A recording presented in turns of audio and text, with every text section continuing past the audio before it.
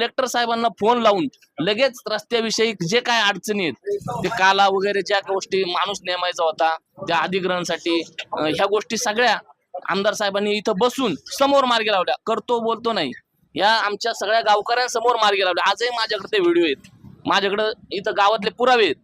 हा गोष्टीला लय नाही 2च महिने झालेत. आमदार साहेबांनी स्वतः येऊन तो विषय मार्गी लावला.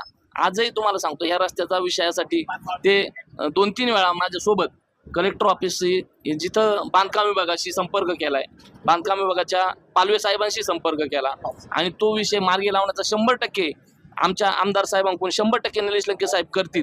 आणि मला एवढंच विचारायचं आहे की जर आमच्या रस्त्याचा प्रश्न जर खासदार साहेब एकदा सुद्धा जर डोकून पाहायला तयार नसतील, मला स्वतः वैयक्तिक त्यांनी कित्येकदा मी माझ्या सहकाऱ्यांसोबत आज ते समोर आहेत त्यांना विचारावं की गावचे सरपंच, गावचे सर्व सहकारी, ग्रामपंचायत सदस्य गावच्या मागण्या घेऊन खासदार